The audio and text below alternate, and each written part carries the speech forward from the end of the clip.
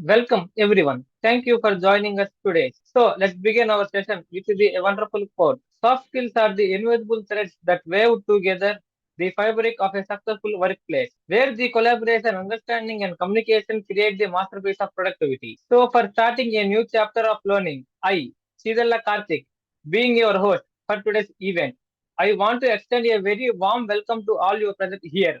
I hope you all are doing amazing. As we know that soft skills are crucially in the workplace, as they are enhanced effective communication, teamwork, and interpersonal relationship forecasting and productivity environment. These skills such as empathy, adaptability, and leadership enable employees to negative challenges, build trust, and excel in their roles unlimitedly, contributing the overall success of the organization in today's dynamic and diverse work settings. Soft skills are the foundation for the personal and professional growth. On behalf of the whole Sims family, I welcome you all for today's international webinar on the topic of importance of soft skills at our workplace. And add our guest of honor, today's speaker, Ms. Kaushik Sandhi. It is a great honor to you. It is a great honor to you with us, ma'am. We are grateful for your presence. Now, let me introduce our today's speaker, Ms. Kaushik Sandhi, to you all. She is the student counselor and professional of the soft skills at Mangalam Institute of Engineering and Technology, India. She is the author for the book name that is Exploration Towards Our Goals. She is also the former principal at ACTS and she is also mentor for the change of NEET Ayodhya Government of India and board advisor at National Council of News and Broadcasting. And she is also board member at Voice on the Mount Ghana, Token, Africa. And also she is the president for the State at Bhausha Education, the Arts Foundation, Delhi. International chief advisor at NGO National Guardian Children's Committee in UP. And she is the Indian Women Council for Commerce and Industry State President Cybersecurity Sikkim. Worldwide President Care and Development Advisor, Board Member, Brand Ambassador, Executive Service Center. Her professional motto is, if I can't help you, I know someone who can help. Hello everyone. Thank you Karthik for a beautiful description and thank you Abhishek also for making me a part of DG Saksham again. It's always an honor to be a part of your platform and I have already shared much about soft skills in the last session also. In today's session, it's about how soft skills and how stress management are important in our working place. So the importance of soft skill at workplace we are discussing. We will go very slowly. I will be sharing the PDP also, PDF also in the last session topics when we are talking. Before that, I will be talking on a general terms that what is stress, how soft skills are important, how different leadership qualities help you to grow at your workplace, how the techniques and the SWOT analysis would be helpful for you to be a part of your workplace at a at a growing and grooming presentation of yourself. So that all we will be discussing today.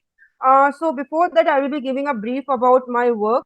I have been working as a soft skill trainer since long with different universities and colleges. Also, being assistant professor in the soft skill only, and then I'm working as a PDP, that is personality development trainer also with the universities and colleges and schools also.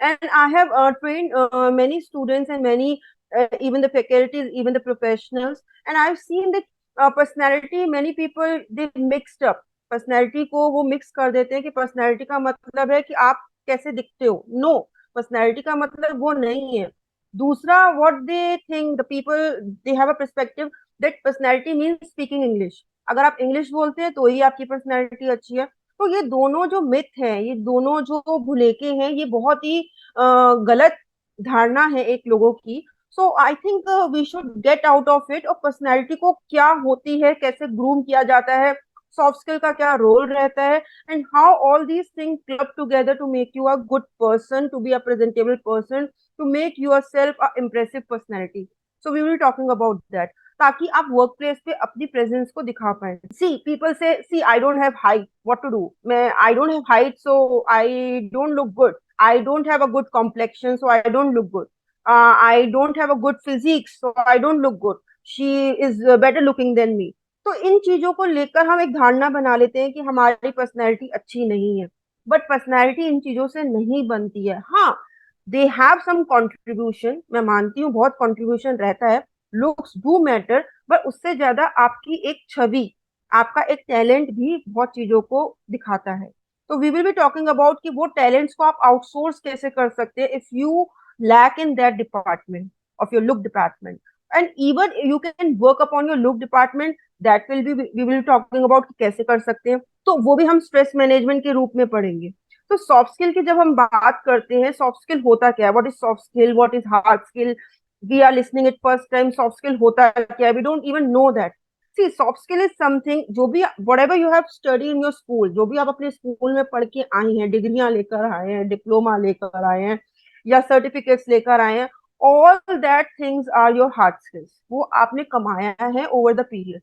पर आपका कोई भी teacher have not told you कि आपको बाहर जाके बात कैसे करनी है। यू नो, जब व्यवहारिक ज्ञान, हम बोलते हैं व्यवहारिक ज्ञान ही नहीं है, आपको नेगोशिएट करना, कोई चीज महंगी मिल रही है उसको सस्ते में लेना, यू नो, शॉपकीपर से कैसे बात करना, how to put your things ahead कि नहीं I don't agree with you, I agree with you, हमें कोई कुछ भी कहता है हम मान लेते हैं कि बोलना ही ना पड़े, डोंट डू दैट।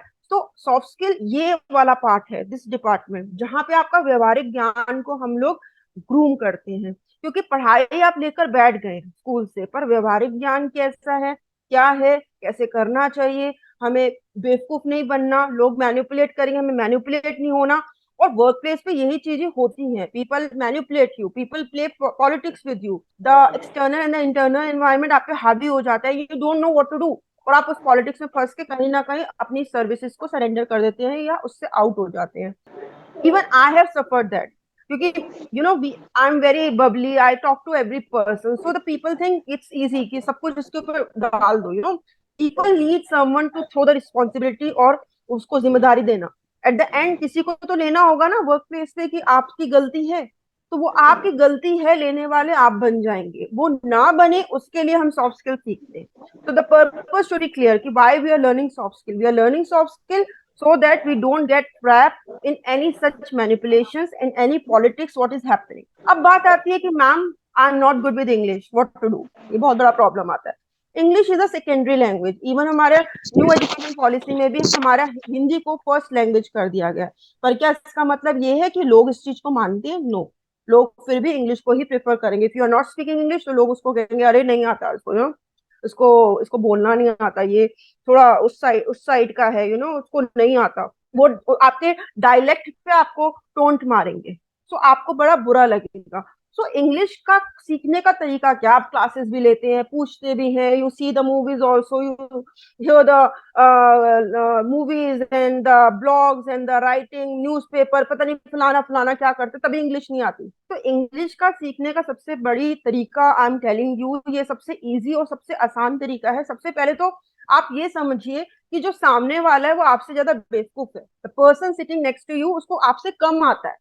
अगर आप ये मान के किसी को अप्रोच करेंगे तो आपका कॉन्फिडेंट लेवल हाई हो जाएगा, and when your confident level is high, आपको डर ही नहीं लगेगा, तो आपके वर्ड्स अपने आप जनरेट होंगे।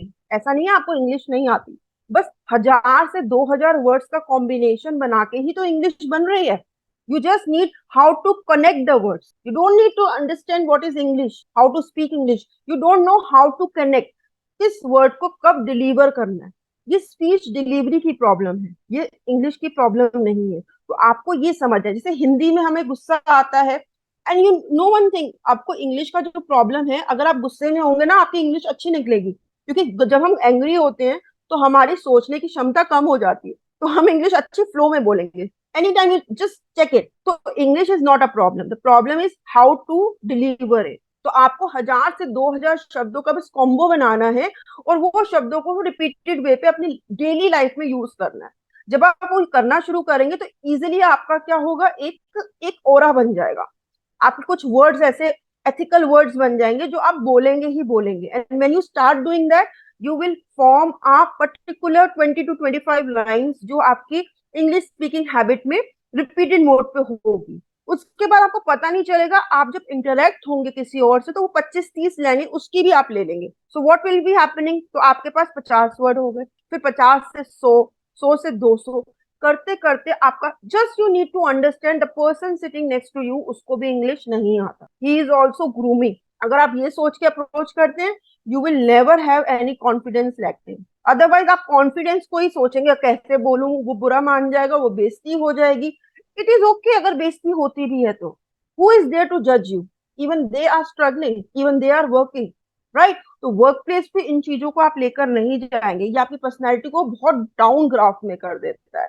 तो आपको ये सब सोच के जाना है, even they are working on a same salary scale what I am working, so even they are at a same place, तो मैंने कुछ कम नहीं किया, even I have approached that place, so now even I am capable, right? ये आपको approach और ये mentality और ये पर्सपेक्टिव लेकर आगे बढ़ना है, तो ही हम सॉफ्ट स्किल के बारे में पढ़ पाएंगे। अब आता है what is soft skill. Soft skill बहुत चीजों से बनती है, कम्युनिकेशन स्किल, आपका leadership skill, team work, how to interact, how to do the work, how to deliver the speech, presentation, talking skills, public speaking. So we will be talking about it. Now, if going ahead, I will be sharing my screen to you. तो अगर हम importance of soft skill की बात करते हैं यहाँ पे, तो स्किल्स का मतलब यहाँ पे है, हाँ, ability, abilities to do work. Work तो हम करते ही हैं, but the thing is work अच्छे से करते हैं कि बहुत अच्छे से करते हैं? You tell me, the audience tell me, क्या हमारे को अपने वर्क प्लेस पे काम बहुत अच्छे से करना चाहिए? यस और no? Chanda, you tell me. Yes ma'am. करना चाहिए? मुझे लगता है नहीं करना चाहिए। अगर आप कहीं पे भी जाते हैं, सपोज करिए आप घर के सबसे अच्छे बच्चे हैं, आप मम्मी पापा के सबसे अच्छे बच्चे हैं, सारा काम करते हैं, घर का राशन भी लाते हैं, घर में पैसा भी देते हैं, आप सर्विस भी करते हैं, छोटे भाई बहन का ध्यान भी रखते हैं, तो आपके माँ बाप की आपसे उम्मीदें बढ़ जाएंगी? यस और नो? बढ़ जाएंगी? Yes ma'am. बढ़ जाएंगी। ऐसे ही अगर आप कंपनी में जाकर अपने सारे स्किल्स एक साथ दिखा देते हो, then the company start to ask you, तुम ही करके दो, तुम ही करके दो, you only do, you only do. तो क्या हो रहा है? You are not getting any extra money for that. Are you getting any extra money for that? अपनी मेहनत और पसीना निकाल के are you getting any extra money for the company you are doing? No, you are not getting that. आपको कहाँ जाकर 6 महीने पर परफॉर्मेंस देखकर पैसा इंक्रीमेंट होगा, और वो होगा भी कि नहीं होगा, तब तक आप कंपनी में टिकोगे कि नहीं टिकोगे, तब तक आपका कॉम्पिटिटर आ जाएगा, यू डोंट नो दैट। पर आप क्या कर रहे हैं? You are working like a horse. तो इज इट गुड और बैड? मैं ये नहीं कह रही आपको नहीं करना चाहिए, प्रोफेशनल एथिक कहता है कि आपको कंपनी के साथ एथिकली और ट्रूली काम करना चाहिए, जिसमें कि ये भी आता है कि मैं अपने मन से काम करूंगा। बट क्या इसके अलावा आपको अपनी पर्सनल ग्रूमिंग, अपनी पर्सनल ब्रांडिंग भूल जानी चाहिए? सपोज करिए if you are working in company A, और कंपनी ए ने आपको थोड़े टाइम के बाद, 6 महीने के बाद, आपके अच्छे काम के बाद भी निकाल दिया, तो what you have? Only the salary you bought in 6 months, that's it, and the experience टूटा फूटा, दैट्स इट। वही तो है आपके पास, और क्या लेकर आए कंपनी से? तो कंपनी के साथ काम करते करते आपको अपनी पर्सनल ब्रांडिंग भी करनी है। पर्सनल ब्रांडिंग क्या होती है? पर्सनल ब्रांडिंग का मतलब है बाहर नेटवर्किंग बनाना। कल को अगर आप जा रहे हैं तो अपने काम को प्रेजेंटेशन से दिखाना कि I have done this this this, उसका डॉक्यूमेंट्री प्रूफ होना। जैसे कि आप जब पास होते हैं तो आपके पास डिग्रियां हैं, ऐसे जब आप काम करके निकल रहे हैं तो आपके पास भी कोई काम होना चाहिए। मुंह जबानी बोलना I have done that, I have done that, it doesn't work. You should have a document proof that I have done this, see my file, I have done this, see my file. So all these thing add to your personality. ये चीजें ही आपकी personality को groom करती है, और यही गलतियां हम करते हैं जब हम काम करते हैं। हम भूल जाते हैं कि हम अपने लिए काम कर रहे हैं कि कंपनी के लिए काम कर रहे हैं। तो हमें ये चीजें सोचनी चाहिए। तो परफॉर्मेंस करनी है, अच्छी करनी है, बट साथ में अपनी पर्सनल ब्रांडिंग भी करनी है। सॉफ्ट स्किल ये सिखाता है। हार्ड स्किल टेक्निकल स्किल्स होती हैं, जो कि हम स्कूलों में, कॉलेजेस में, इंस्टीट्यूट में सीख के आ रहे हैं। Soft skill other people skills, जो लोगों की स्किल होती है, लोगों को जानना, लोगों को पहचानना। आप, you don't know the person in your team is against you or he is with you, he is very good with you, you know, oh I'm your friend, I'm doing this, I'm that and that, and again when he's going to the boss, वो आपकी सारी complaints कर रहा है। So you don't no who to trust, who don't to trust। तो आपको company में, organisation में इन टैक्ट्स का बहुत ध्यान रखना है कि आपको किस पे ट्रस्ट करना है, किस पे नहीं करना है, और अपनी कितनी बातें डिस्क्लोज करनी है, कितनी बातें डिस्क्लोज नहीं करनी है। You can't just tell everything to everyone. No one is your friend in the work zone. So soft skill आपको ये सिखाता है, आपका ऑब्जर्वेशन स्किल, आपका अवेयरनेस स्किल, आपकी ट्रेनिंग, आपकी रिसर्च और आपकी नेटवर्किंग, ये सब चीजें बहुत स्ट्रांग होनी चाहिए। अगर ये स्ट्रांग नहीं है then you will be out of the game. Going ahead, जैसे कि हमने पढ़ा था कि स्किल्स जो है दो तरीके की हैं, hard skill and soft skill. अभी उसी के बारे में हम और आगे पढ़ेंगे। दैट इज जो सॉफ्ट स्किल है, that is talent. What is talent? I asked you, what is talent? Okay, someone tell me, what is talent? Talent क्या होता है? Anyone? Volunteer? What is talent? Talent आपके हिसाब से क्या होता है? काबिलियत? आप everyone get it, जैसे क्या होता है तो उनके अंदर वो काबिलियत आ जाती है? नहीं, over the period you enhance it, उसको ग्रूम करते हो, उसको रोज क्या कल्टीवेट करते हो। जैसे एक पौधे को आप उगाते हो, ऐसे अपने टैलेंट को भी उगाते हो। पर टैलेंट आए कैसे? जब आप बाहर जाओगे, लोगों से इंटरेक्ट करोगे, आप लोगों के देखोगे मैनिपुलेशंस को, लोगों की बातचीत को समझोगे, उनसे बचते हुए चलोगे, तो आपके वो टैलेंट्स काम आएंगे। आपकी क्वालिफिकेशन तो वहीं खड़ी रहेगी, it is not moving, it is not, जो बेनिफिट क्वालिफिकेशन को देना था वो देकर वहां पे आपको जॉब पे बिठा दिया है। Now it is your talent कि आपको आगे बढ़ने के लिए मदद करेगी, या उसी जॉब में रहने को मदद करेगी, या उस जॉब में भी ना रहने को मदद करेगी। ये आपके टैलेंट्स डिफाइन करती हैं। इसीलिए कोई कोई लोग होते हैं, they they become very successful and you stay at the same place. हम कहते हैं यार उसका ना गुड लक था, he have a destiny. No, even you have the destiny. स्वॉट एनालिसिस मैनेजमेंट का कहता है strength weaknesses, S for strength, W for weaknesses, O for opportunity, T for threats. ये सबके पास है, हर किसी के पास स्ट्रेंथ है, हर किसी के पास उसी लेवल की थ्रेट्स हैं। अगर आपके पास फाइनेंशियल क्राइसिस है तो किसी और के पास फैमिली प्रॉब्लम्स, थ्रेट्स। आपके पास अपॉर्चुनिटी बाहर जाने की है, किसी के पास अपॉर्चुनिटी बाहर जाने की नहीं है, उसके पास विदेश जाने की नहीं है, उसके पास इंडिया में अपॉर्चुनिटी है। तो दोनों लेवल पे सेम ही काम करता है। आपको सॉर्ट करना है कि मेरे लिए अपॉर्चुनिटी कौन सी काम करेगी। इन्हें ही टैलेंट कहते हैं। कितनी जल्दी, कितने कम समय में आप अपनी अपॉर्चुनिटीज को पहचान के उनको ग्रूम कर लेते हैं, वही आपको वर्क प्लेस में आगे पहुंचाती है। आपको कब पता है कि मुझे कंपनी स्विच करनी है, कब पता है कंपनी स्विच नहीं करनी, अभी इसी में काम करना है, मेरा अभी ग्राफ इतना नहीं है, मुझे बाहर जाके पैसे ज्यादा मिलेंगे, मुझे अभी इसी में काम करना है। ये डिसीजन छोटे छोटे लेना ही, अभी मेरी फैमिली को जरूरत है, आई कांट मूव, अभी मैं रिस्क ले सकता हूँ। ये सारे क्वेश्चंस बार बार, हर स्टेप पे, हर रोज, हर 15 दिन में अपने आप से पूछ के अपने आप को ग्रूम करने को ही शॉर्ट एनालिसिस कहते हैं। अगर आप ये करने में काबिल हो जाते हैं तो आपके एप्टीट्यूड, एप्टीट्यूड मतलब टैलेंट्स फ्रेम होते जाते हैं, और धीरे धीरे वो आपके एक्सपीरियंस के साथ जुड़ के आपको एक अच्छा सॉफ्ट स्किल ट्रेनर बना देते हैं, एक अच्छा आपको एक गाइडेंस बना देते हैं, मेंटोर बना देते हैं अपने लाइफ का, और जिससे आप छोटे छोटे डिसीजन सही लेते हैं तो एक बड़ा डिसीजन आपका बहुत सही हो जाता है। मूविंग अहेड, देख सकते हैं एक organisation, in organisation there are 3 levels of management. एक होता है टॉप, एक होता है मिडल, एक होता है लोअर। टॉप लेवल हुआ आपके बॉसेस, आपका management. Middle level is the person who you are working with, your peers. Lower level जो आपके स्टाफ, आपके हेल्पर्स होते हैं वहां पे। अब आपको ये टैक्ट समझना है कि आपको अपने साथ कर्मचारियों के साथ कैसा बिहेव करना है, आपको अपने टॉप लेवल के मैनेजमेंट के लोगों के साथ कैसा बिहेव करना है, आपको अपने लोअर लेवल ऑफ मैनेजमेंट के साथ कैसे काम करना है। You can't work on a similar level of bar graph mindset with all 3 levels. You have to bifurcate according to their mentality, according to their perspective, according to their understanding.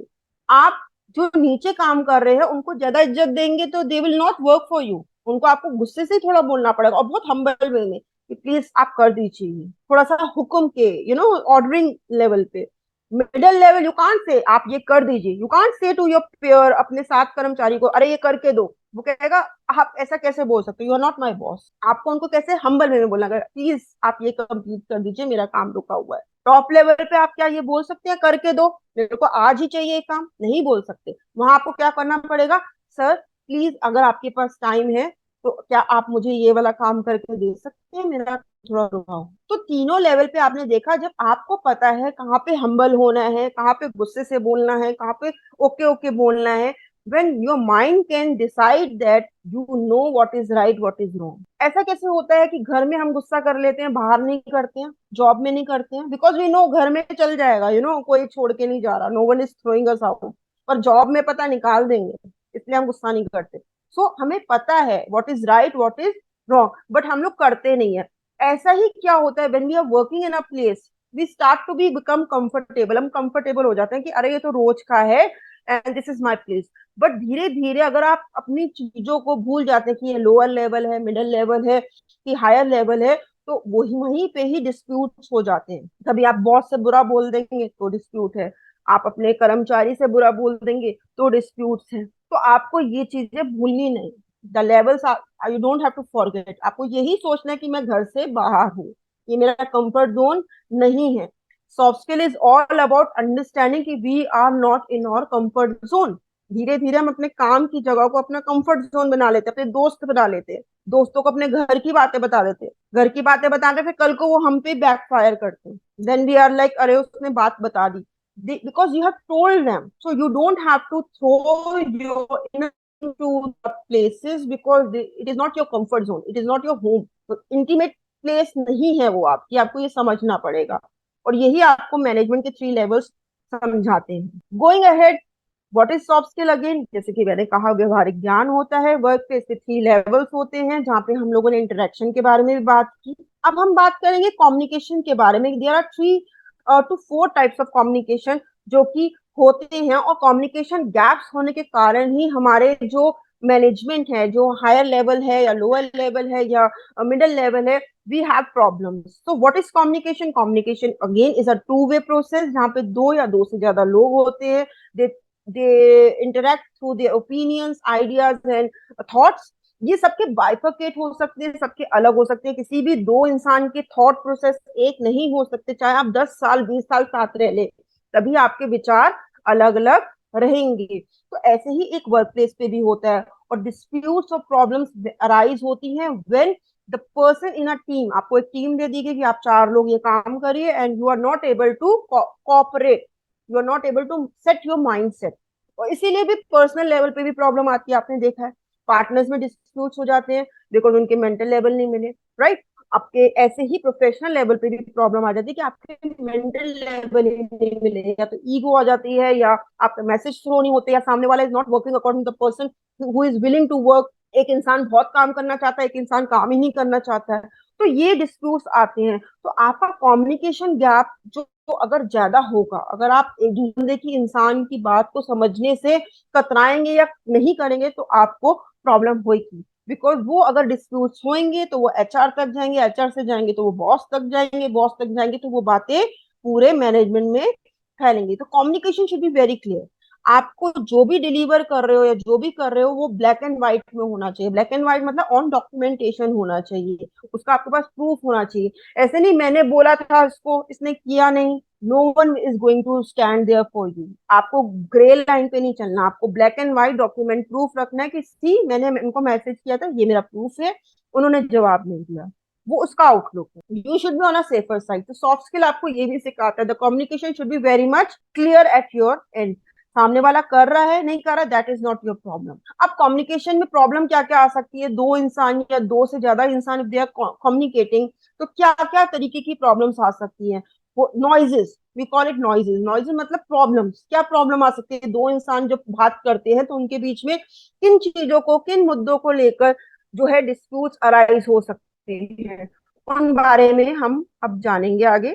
देखिए, एक होता है कि आपका मेंटल लेवल ही नहीं मिला, I am not able to understand वो बोलते क्या है। अगर मैं यहाँ पे कुछ अलग लैंग्वेज में, चाइनीज लैंग्वेज में बोलना शुरू कर दूं, तो आप कहेंगे ये क्या webinar, I am not able to understand the teacher, तो मैं क्या सुनूं इनको, आप थोड़ी देर में बंद कर देंगे।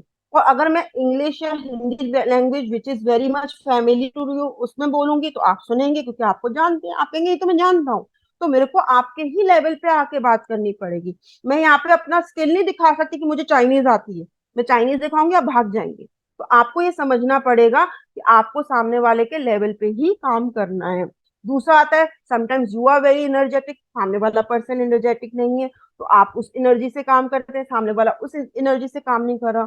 Sometime what happen, they are not physically fit to work, you are physically fit to work, that happen. Or sometimes what happen, there are so much of work burden to the person, he is in stress and you are not in stress, so you work accordingly, then the person dimensions doesn't match. Now going ahead, communication can be of 4 types, that is non-verbal, verbal, informal and formal. अगर हम इनकी बात करें ये सब क्या होते हैं, तो आप देख सकते हैं जो वर्बल कम्युनिकेशन होता है, वर्बल कम्युनिकेशन का मतलब होता है स्पीच, जो हम बोल रहे हैं, शब्दों का बहुत ध्यान रखना होता है। At work place you can't just speak anything what you are speaking at home.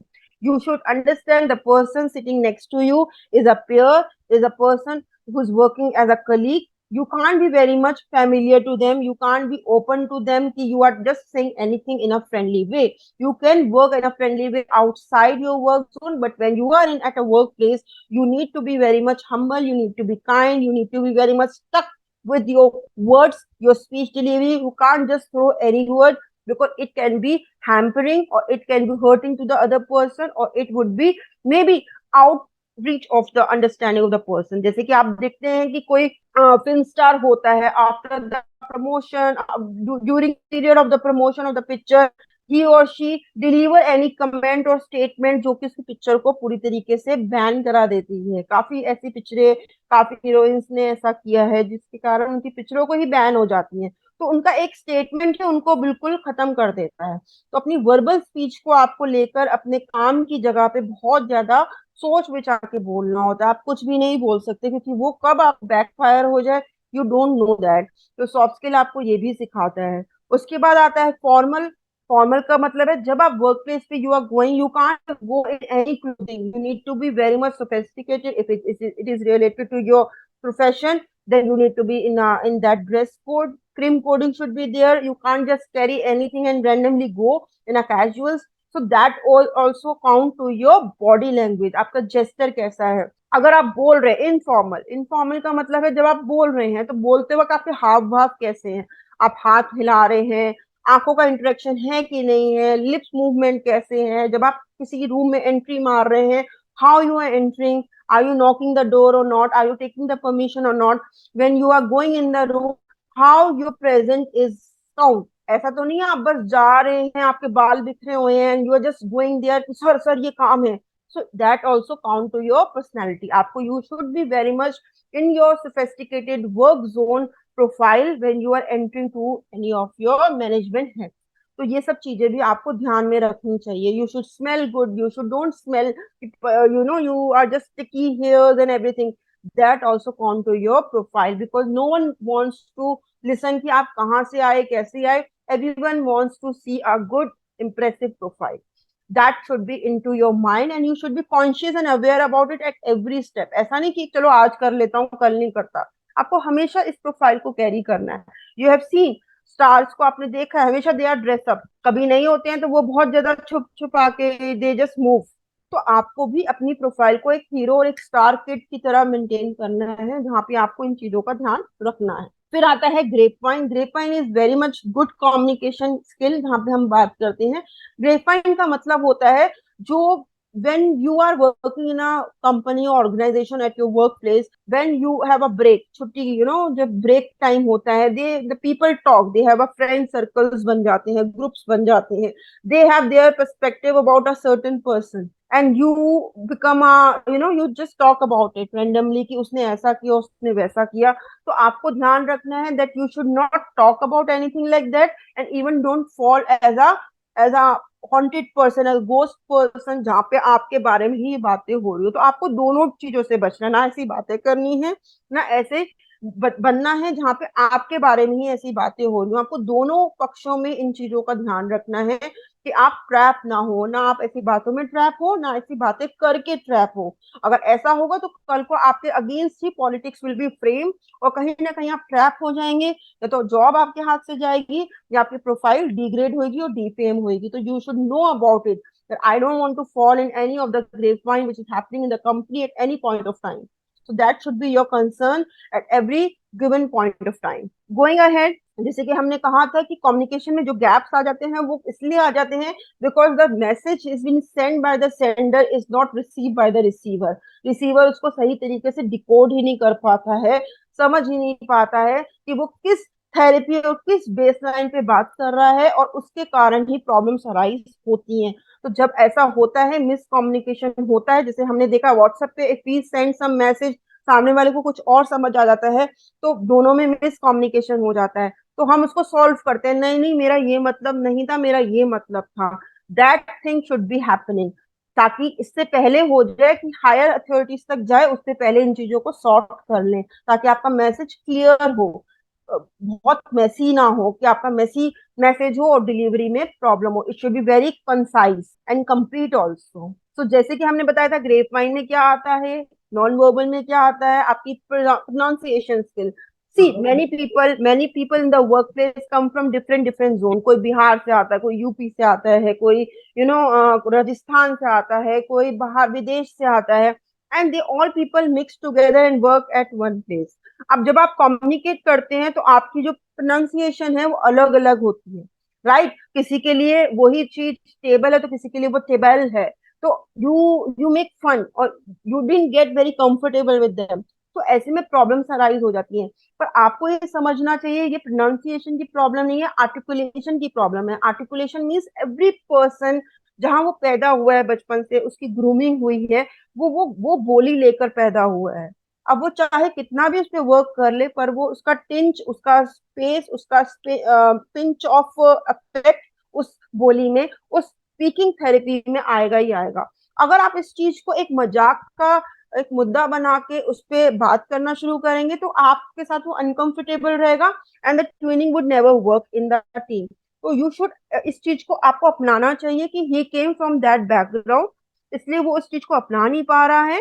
And I should be very humble and kind in that way that he is able to be comfortable and we can work in a team on a same graph and on a same base line we can work. तो आपको ये समझना चाहिए, dialect की problem है, pronunciation की problem नहीं है, क्योंकि हर इंसान अलग बोली लेकर ही आता है। Even I came from UP, तो मेरी बोली में भी वो टेंच है। अगर आप बॉम्बे के लोगों से बात करोगे, they have a different speech therapy, speech delivery, तो उनकी बच्चों की बोलने की बोली अलग है। गुजरात के लोगों का थोड़ा सा टेंच अलग है। And when we work we don't know we are going to work, तो आपको अलग अलग लोग मिलेंगे। आपको इसमें डाइजेस्ट करने की आदत डालनी चाहिए। डोंट जस्ट कि नहीं मुझे उसका समझ नहीं आता। If you are like that personality, तो आप जल्दी मिक्सअप नहीं हो पाएंगे और आपको ऑब्जर्व होने में उस कंपनी में बहुत मुश्किल हो जाएगी, और कहीं ना कहीं आपका स्टैंड बाय कमजोर हो जाएगा।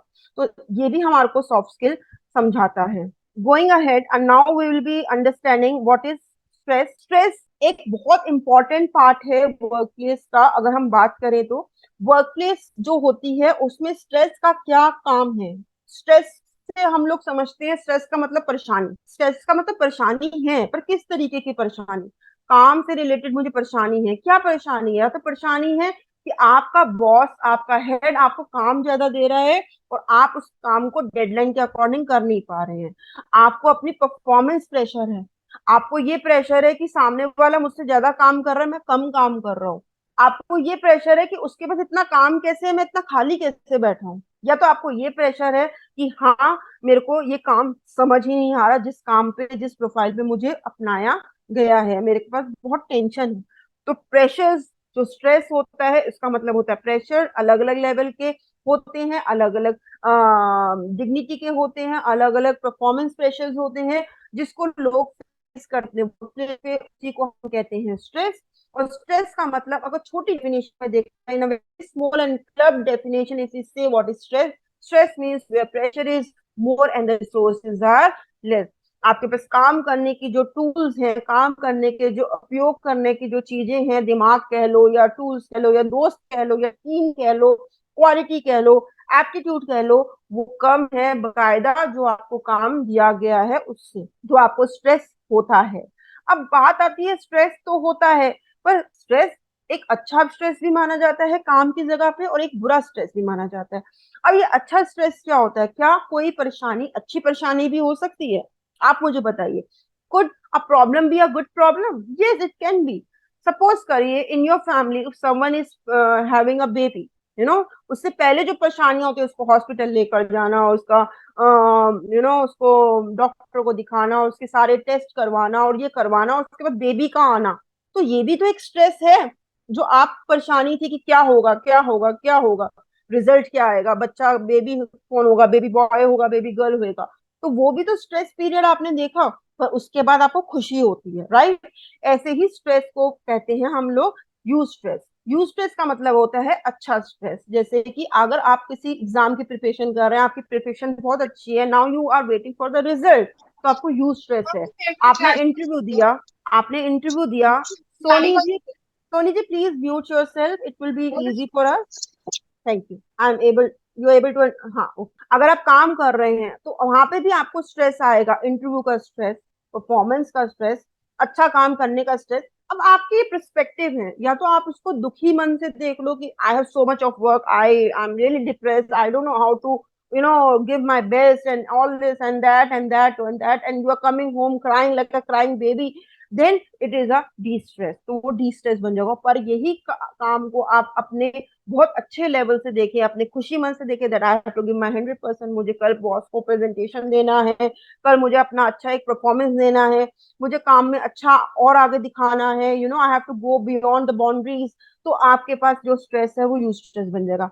आपकी पॉजिटिव माइंडसेट ही आपके स्ट्रेस को या तो यूज स्ट्रेस बनाती है या डी स्ट्रेस बनाती है काम की जगह पे। तो आपको ये देखना है कि आप अपने चीजों को कैसे देख रहे हैं। इसलिए कहा जाता है पॉजिटिव एटीट्यूड रखो, पॉजिटिव माइंडसेट रखो, चीजों को सही ढंग से देखने की क्षमता रखो। अगर आप गलत ढंग से देखेंगे तो आपको गलतियां ही गलतियां दिखेंगी, और आप अगर सही ढंग से देखेंगे तो उसी इंसान में, उसी काम में आपको 100 फायदे भी दिखेंगे। और अब हम लोग दो चीजों को और समझेंगे and then my session would be ending, क्योंकि मैंने आपका बहुत टाइम ऑलरेडी ले लिया है। कि अब हमने स्ट्रेस के बारे में जाना, पर यहाँ पे हम लोग स्ट्रेस को कैसे अवॉइड कर सकते हैं उसकी टेक्निक के बारे में भी जानेंगे। तो how could you avoid stress?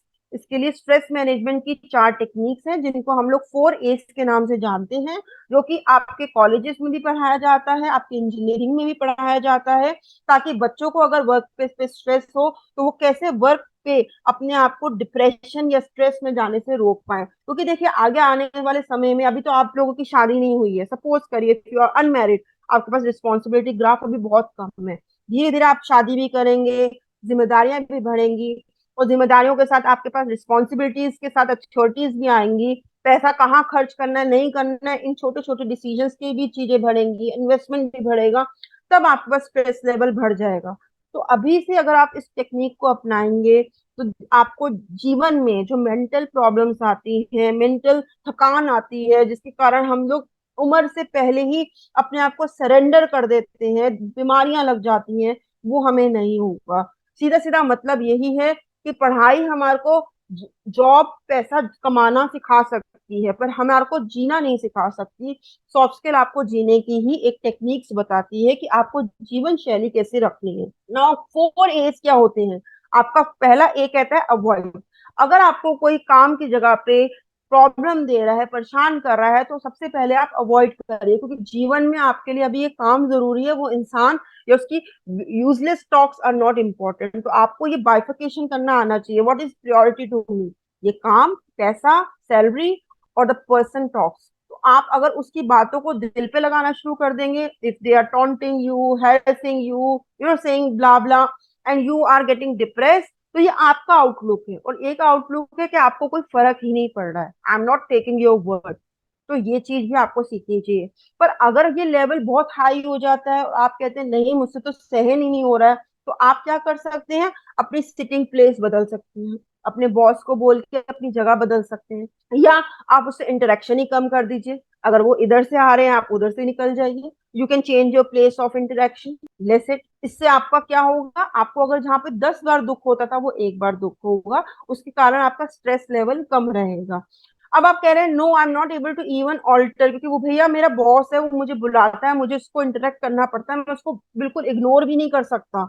अगर उन्होंने बुलाया मुझे जाना पड़ेगा, मैं क्या करूं? आप ये कैसे बोल रहे हैं मैं उनको मना कर दूं? तो उसके लिए आप क्या कर सकते हैं? अडेप्ट कर लें। अडेप्ट का मतलब आप ये मान लीजिए the person sitting next to you वो आपको हैरेस ही कर रहा है, he is there to give you stress, वो आपको परेशान करने के लिए ही यहाँ पे आया हुआ है, और आप इस चीज को नहीं इग्नोर कर सकते हैं। It's okay. Now it's up to you कि आप इस जॉब को कंटिन्यू इसी मोड पे करना चाहते हैं, या आपकी पर्सनैलिटी इतनी पॉजिटिव नहीं है कि आप उसको ले पाए और आप उसको चेंज करते रहें। और मेरी मानिए, अगर आप ऐसा चेंज करते रहेंगे तो आप कहाँ तक चेंज करेंगे? आप मानिए आपको हर जगह कोई ना कोई ऐसा मिलेगा, कोई कहेगा आप कितने मोटे हैं, कोई कहेगा आप कितने काले हैं, कोई कहेगा आप कितने गोरे हैं, कोई कहेगा आप कितने लंबे हैं, कोई कहेगा आप कितने छोटे हैं। तो आप क्या अपनी जगह को बदलते रहेंगे किसी के कहने पे? आप नहीं कर सकते हैं। लोग मुझे कह देते हैं अरे आपको तो अभी बहुत इन चीजों की जरूरत, मैं कहती हूँ हाँ बहुत जरूरत है। तो अब मैं क्या इसके बारे में मैं कहूँ कि नहीं मैं तो सेशन नहीं दूंगी, मुझे तो अभी कुछ आता नहीं है, मुझे तो और मेहनत।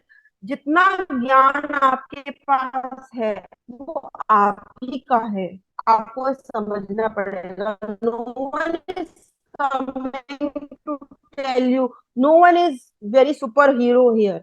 सब देगा, तो you have to be very much ease with it. Then last come is accept करना, उस चीज को अपना लेना कि हाँ मैंने एक्सेप्ट कर लिया है कि मैं इधर नहीं रह सकता या मैं इधर रह सकता हूँ। और आपको एक क्वेश्चन पूछना है इस स्टेज पे अपने आप से, क्या जो ये इंसान या ये पर्सन जो आज मुझे स्ट्रेस दे रहा है, इन्हें कहते हैं स्ट्रेसर, जो स्ट्रेस दे रहा है, जो परेशानी दे रहा है, चाहे मेरी पर्सनल लाइफ का इंसान है चाहे मेरी प्रोफेशनल लाइफ का इंसान है, क्या 5 साल में आने के बाद, आने वाले 5 साल में इस इंसान का, इस पर्सन का मेरी लाइफ पे कोई इम्पैक्ट है?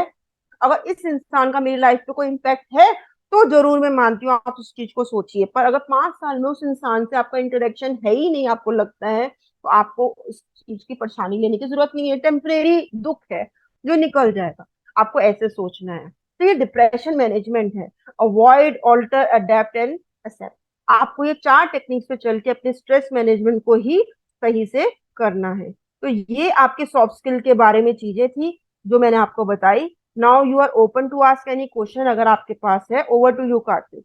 Ma'am, wow, what a wonderful knowledge given by you, ma'am. I hope our audience learn many new things from this session.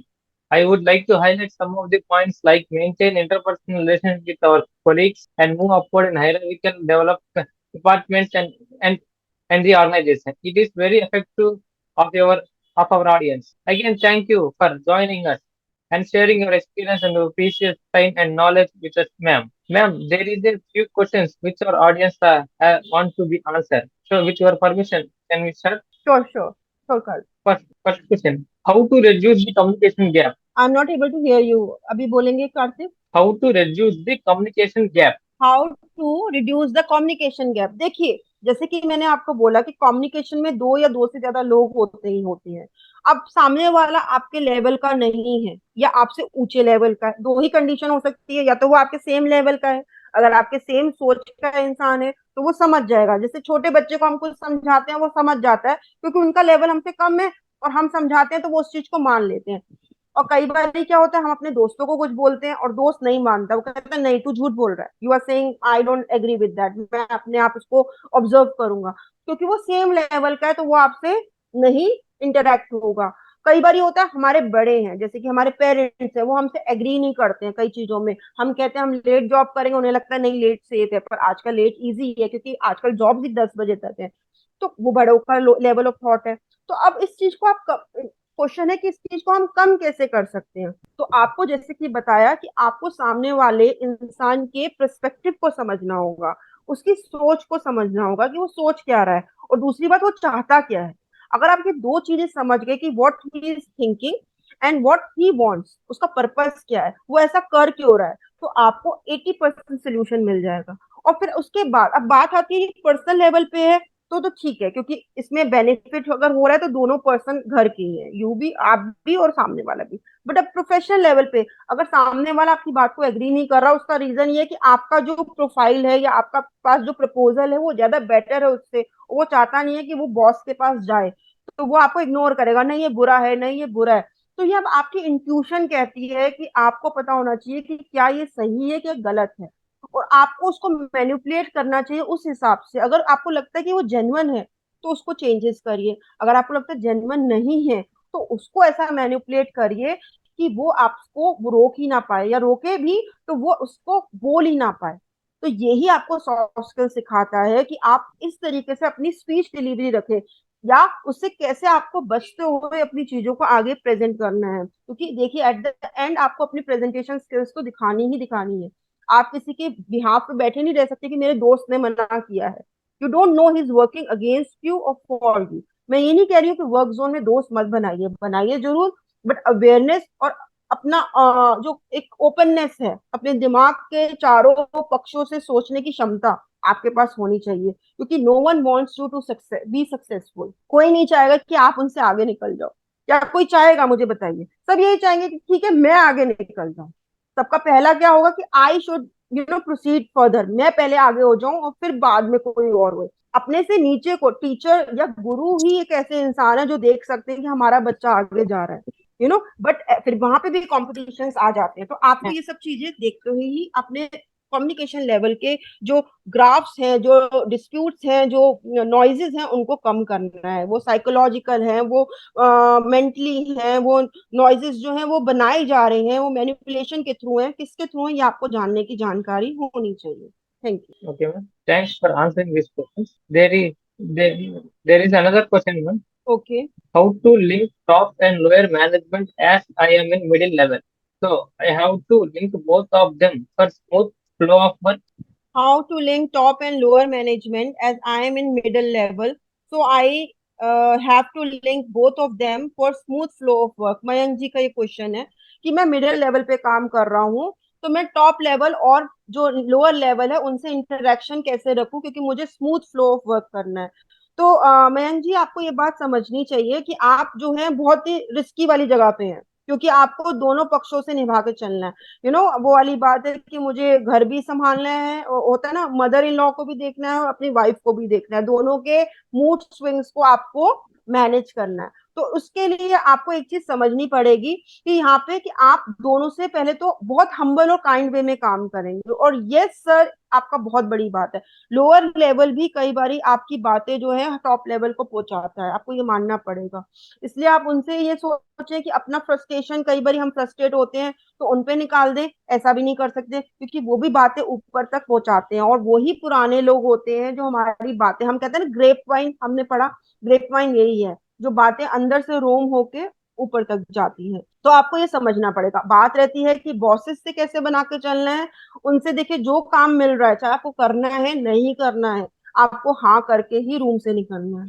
Yes करके, आप यस बॉस करके जब आ रहे हैं, उसके बाद आप अब उस काम को कैसे कर रहे हैं, किस लेवल का कर रहे हैं, कितने डिग्निटी से कर रहे हैं, कितने मन से कर रहे हैं, कितने बारग्राफ से कर रहे हैं, ये आपका आउटलुक है। परफॉर्मेंस बाद में काउंट होती है, पर्सनैलिटी पहले काउंट होती है। परफॉर्मेंस आपकी कोई नहीं देख रहा, उसके बेसिस पे ये हो सकता है आपको डांट पड़ जाए, ये हो सकता है आपका सैलरी स्केल ना बढ़े, ये हो सकता है कि आप जो है बड़े अच्छे एम्प्लॉय में काउंट ना हो, पर अगर आपकी पर्सनैलिटी और एटीट्यूड सही नहीं रहा तो आपको जल्दी आउट कर दिया जाएगा। आपको ये समझना पड़ेगा कि पर्सनैलिटी ही आपकी, बहुत पॉजिटिव पर्सनैलिटी आपकी 100 परफॉर्मेंस की कमियों को छुपा देती है। आपको ये समझना पड़ेगा। तो इस तरीके से आप दोनों लेवल को मेंटेन कर सकते हैं। Thank you. Kartik, over to you. Thanks for answering this question. Some more questions are there in the chat box, ma'am. If we are in a team I and have a one member question, ma'am. trying to, जी Trisha ji. Yes, ma'am. So जी। my question is, in today's multicultural and diverse workplaces, how can we ensure that our communication is inclusive and respectful of different cultural backgrounds and okay. perspectives? See as I have told you that we all come from, Trisha ने बहुत प्यारा question पूछा है, पहली पहले तो ये बोलूंगी। उनका क्वेश्चन है कि everyone come from different backgrounds, हर किसी का अलग बारग्राफ है। किसी की बिहार की बैकग्राउंड है, किसी का यूपी का है, किसी का कहाँ का है, किसी कोई राजस्थानी है, कोई ब्रिटिश से है, कोई अमेरिकन एक्सेंट में। हो सकता है आप विदेश काम करने जा रहे हैं, आपका ही जो एक्सेंट है, बोलने का डायलेक्ट है, वो अलग है। तो उसमें आप कैसे एडजस्ट करेंगे? सपोज करिए आप एक्स पर्सनैलिटी है और आपकी विदेश में नौकरी लग गई। अब आप विदेश में जाके अगर अपनी इंग्लिश बोल रहे हैं और आपको बड़ा वो हेजिटेट हो रहा है क्योंकि वहां पे सब अमेरिकन एक्सेंट में बोल रहे हैं और आपका एक्सेंट जो है वो यूपी का है, तो आप इंग्लिश भी जो बोल रहे हैं वो अपनी यूपी लैंग्वेज में बोल रहे हैं, तो वहां पे आपको बड़ा फनी लगेगा। या तो आप बोलेंगे नहीं, दोस्त नहीं बनाएंगे, या फिर आप वहां पे बोलेंगे तो आपका मजाक बनेगा। तो आप अब वहां पे एक्स पार्टी हैं, आप एक्सटर्नल है, तो आपका यहाँ पे इज्जत देने वाली बात खत्म हो गई। अब सामने वाला आपको इज्जत देगा नहीं देगा, ये बात शुरू हो गई। उसके लिए आप क्या कर सकते हैं कि सबसे पहले तो यू शुड मेक बिहेवियर। कम बोलिए पर अपना एटीट्यूड पॉजिटिव रखिए, अपने एट्रीब्यूट्स दिखाइए। एट्रीब्यूट्स में क्या है? You should have a connection with them. अगर आप वहां जाके रोज अच्छा सा उनके साथ बिहेव कर रहे हैं, कुछ खाने को ले जा रहे हैं, you are talking about your culture, अपने इंडियन कल्चर को दिखाइए।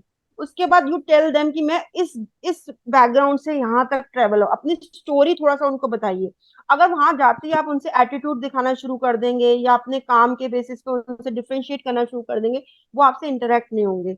लोगों को अपना बनाना पड़ता है। जैसे कि आप रिलेशनशिप्स में ही देखते हैं कि थोड़ा सा आपको उनके लिए चेंज होना, मॉडिफाई होना पड़ता है। तो आपको भी थोड़ा थोड़ा मॉडिफाई होना पड़ेगा। अपनी बोली में मॉडिफाई नहीं करना, बोली वही रखिए। अपने एटीट्यूड, यानी जैसे कहा परफॉर्मेंस, बोली, आर्टिकुलेशन, प्रोनाउंसिएशन, ये सब बाद में आता है। पहले आपकी बॉडी लैंग्वेज आती है, पहले आपका एटीट्यूड आता है। तो आपके जेस्चर्स और आपके हाव भाव बड़े, हेलो आते हुए ही आप अगर इंटरेक्ट कर सकते हैं, हाय हाउ आर यू, इतना तो आप बोल सकते हैं। आप वो आपको कितनी देर तक इग्नोर करेगा? एक बार, दो बार, तीन बार, पांचवी बार उनको इंटरेक्ट होना ही पड़ेगा। और ये ह्यूमन नेचर है, वी आर सोशलाइज एनिमल, हम सोशलाइज हो ही जाते हैं ना। Human can't stay alone, aloof.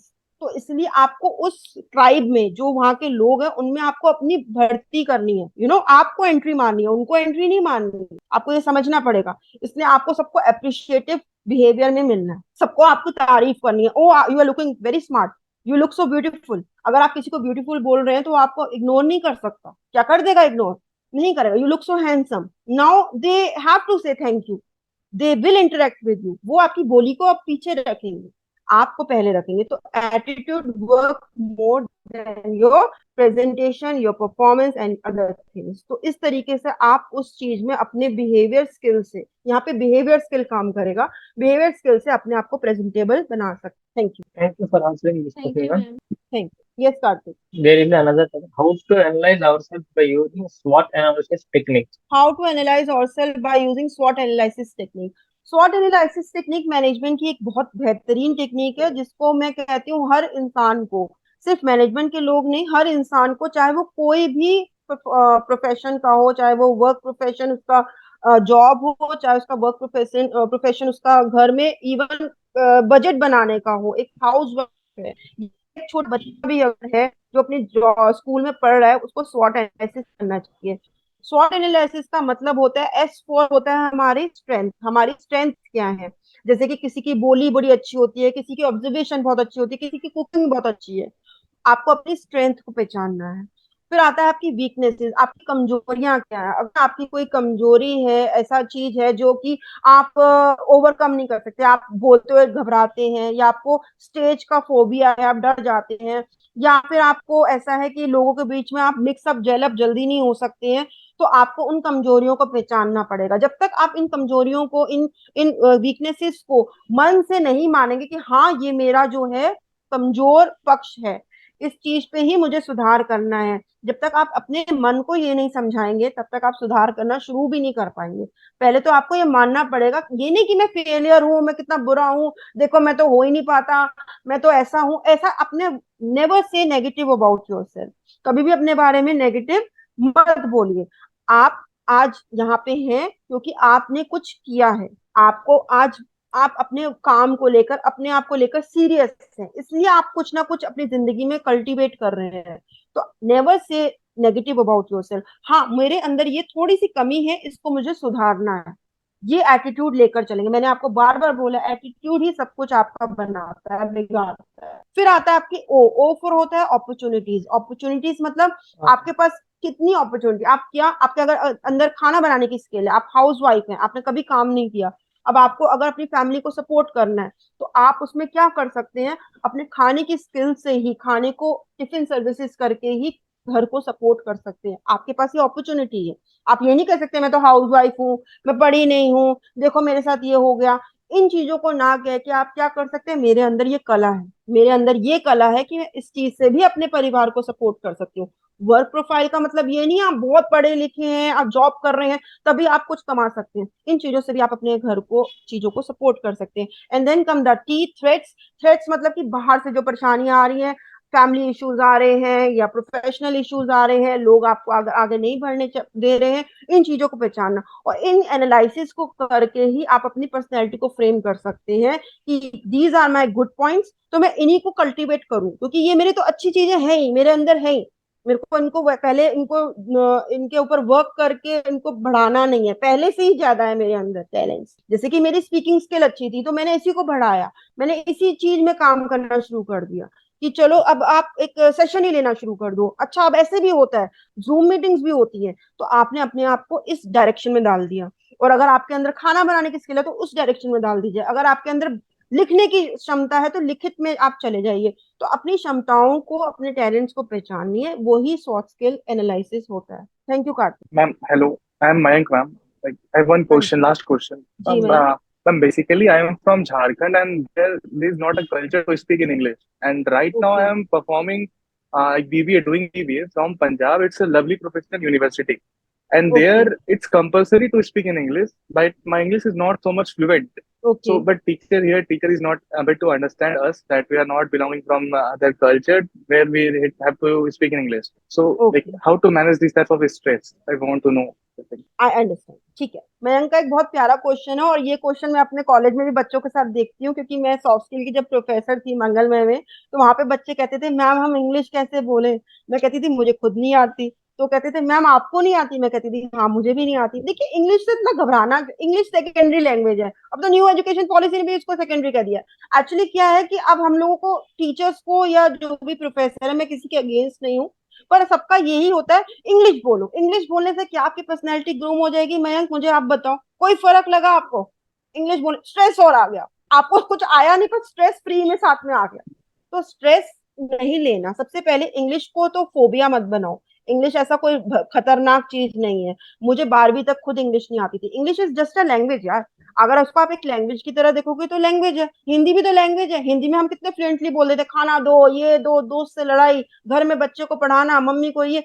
Hindi हम कितना फ्लुएंटली बोल रहे हैं, but when it comes to English we are like even we take that breaks. तो it's okay to take break. Stress नहीं लेना। हाँ आपके अगर वहां पे कॉलेज में ये बहुत वो है, कंपल्सरी है, टीचर समझ ही नहीं रही है, तो आप क्या करते होगे? उस बात ही नहीं करते होगे, अवॉइड, बात ही मत करो, ये करते होगे। ऐसा भी नहीं करना Yes, ma'am. आपको। हाँ तो आप क्या करो, आप टुकड़ों में बोलो, टुकड़ों में बोलो। हंसेंगे ना, let it be. I know only this, I want water, may I go out, my work is complete, I need this file. 6 से 7 शब्दों से ज्यादा का सेंटेंस फ्रेम मत करो, समझ आए? जिसमें कंजंक्शंस ज्यादा से ज्यादा हो, जैसे कि I want this and I want this. Are you going to the party? My friends are going, let me come in. Ma'am what is this? Ma'am I am not able to understand. आप कम शब्द English ही तो बोल रहे हो, आप rule तो break नहीं कर रहे। यही है कॉन्सेप्ट, तो यही है। आप इस चीज को समझिए, पर स्ट्रेस मत लो। अगर आप स्ट्रेस से कोई चीज करोगे तो सीखने के बजाय आपका वो फोबिया, जिंदगी भर का फोबिया बन जाएगा, डर बन जाएगा। अपनी पर्सनैलिटी को ग्रूम करना है आप, पहले तो ये समझना है। आपको, आपके को लवली प्रोफेशन है या XYZ है, आई डोंट केयर, जो भी है, आपको वहां पे इंग्लिश डिलीवर नहीं करनी है। आपको वहां पे एक अपनी पर्सनैलिटी को डिलीवर करना है, जिसमें कि आपको ये समझना पड़ेगा इंग्लिश में सीख लूंगा यार, इतना बड़ा इशू नहीं है। सबसे पहले क्या है कि मैं यहाँ पे ग्रूम कर रहा हूँ, मैं यहाँ पे स्टैंड बाय हूँ, मैं अपने कामों को पूरा कर रहा हूँ, मेरे को समझ आ रही है। अगर आपको इंग्लिश समझ आ रही है, ये भी बहुत बड़ी बात है, ठीक है? तो इंग्लिश से डरना नहीं है, छोटे सेंटेंस बोलो। और सबसे पहले नेटफ्लिक्स अगर आप देखते हैं तो नेटफ्लिक्स में मूवीज को इंग्लिश में सब टाइटल्स के साथ देखना शुरू कर दो। उससे आपकी इंग्लिश बहुत सुधार होगी, आपको किसी की जरूरत नहीं पड़ेगी। जब वो मूवी चलती है, एक तो मूवी देख लेंगे, इंटरटेनमेंट हो रहा है, आपको स्ट्रेस नहीं आ रहा। दूसरा, सब टाइटल्स के साथ क्या हो रहा है, आपकी इंग्लिश स्पीकिंग डिलीवरी बढ़ रही है। और फिर धीरे धीरे उसको तेजी में करो। तेजी में मतलब कि जो आप ब्रेक ब्रेक में पढ़ रहे थे ना, अब उसको फ्लुएंटली में पढ़ो, उसी भाव के साथ जो सामने वाला पिक्चर में बोल रहा है। उससे मयंक आपकी स्पीकिंग स्किल्स बहुत अच्छी होंगी, बहुत जल्दी अच्छी होंगी, आपको पता भी नहीं चलेगा। ये काम आप करके देखिए। Thank you. That's that was a very good piece of advice, ma'am. Thank you, ma'am, for answering these questions. And thank you to all for attending today's webinar. And if you have any additional questions, can you contact us by email or telephone?